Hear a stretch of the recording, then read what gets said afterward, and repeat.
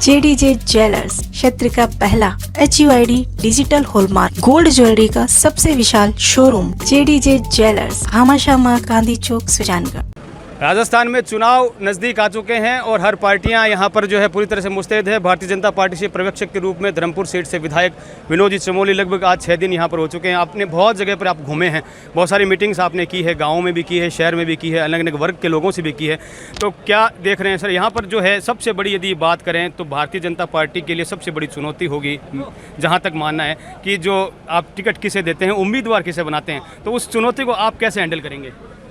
देखिए, सबसे पहली बात तो ये है कि परिवर्तन की बयार चल रही है और हर व्यक्ति यहाँ परिवर्तन मांग रहा है। तो मैं कह सकता हूँ कि आने वाले समय में राजस्थान में भारतीय जनता पार्टी की सरकार बनने जा रही है। लोगों में बड़ा उत्साह है।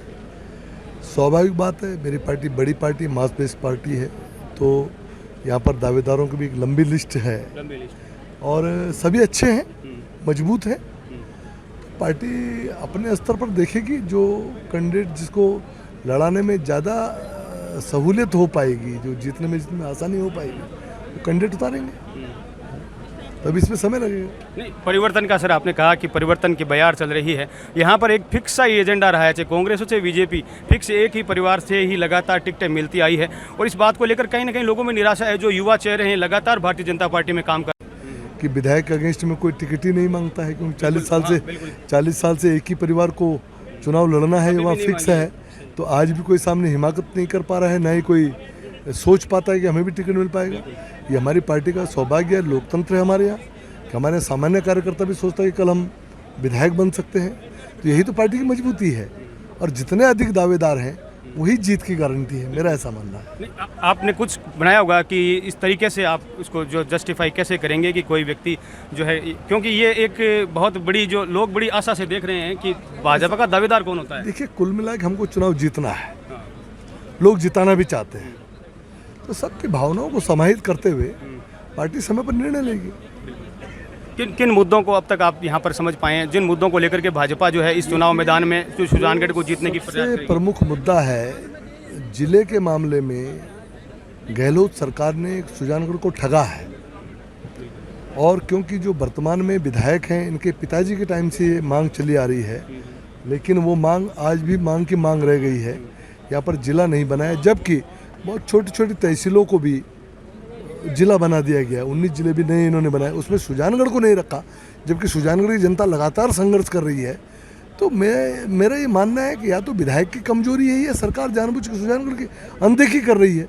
तो कहीं ना कहीं सुजानगढ़ की जनता को छला जा रहा है, क्योंकि सबसे बड़ा मुद्दा इस समय जिले का ही मुझे यहाँ पर दिखाई पड़ता है। बाकी प्रदेश के मुद्दे हैं, नौजवानों के 17 प्रतियोगी परीक्षाएँ हो गई हैं जो कि नकल की भेंट चढ़ गई हैं। क्राइम इंडेक्स में महिलाओं पर क्राइम के मामले में राजस्थान आपका नंबर 1 चला जा रहा है। किसानों को ऋण माफी की बात की गई थी, लेकिन आज जब अगर ऋण माफी हो गई तो फिर 17,000 किसानों की कुर्कियाँ क्यों हुई हैं, 22,000 का मुकदमे क्यों कायम हो गए, 1 लाख से अधिक किसानों की उन्होंने लिस्ट बना रखी, नोटिस जारी करने जा रहे हैं। तो कहीं ना कहीं राजस्थान की सरकार ने जो काम उसको करना चाहिए था नहीं किया, और इसका आक्रोश लोगों में दिखाई पड़ रहा है। अभी जो महंगाई राहत कैंप के माध्यम से जो है राहत पहुंचाने की, बिजली के बिलों में छूट की, और भी जो स्मार्टफोन पे भी बांटे जा रहे हैं, क्या इससे कोई इफेक्ट पड़ेगा चुनाव में? मेरी लोगों से बातचीत हुई, बिजली के बिलों में उन्होंने कहा तो 100 यूनिट तक हम फ्री देंगे, लेकिन इसके बावजूद सरचार्ज के नाम पर, फ्यूल चार्ज के नाम पर 2.5 गुने तक बिल आ रहे हैं। तो छूट कहाँ से हो गई? और बिजली आती ही नहीं है तो बिल की बात तो बात की है, पहले बिजली तो दे। अगर मान लो छूट नहीं भी देते, बिजली तो कम से कम दे दे, वो हो नहीं रहा है।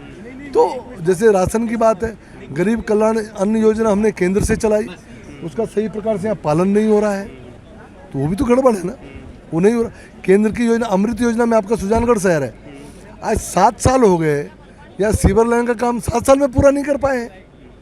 तो जो हमारी केंद्र की योजनाएं आ रही हैं उनको भी सही प्रकार से प्रदेश सरकार जनता तक नहीं पहुँचाना चाहती है, नहीं पहुँचा रही है, वहाँ भी कहीं ना कहीं बेईमानी कर रही है। तो ऐसी सरकार को जाना चाहिए ताकि आम लोगों को राहत मिल सके।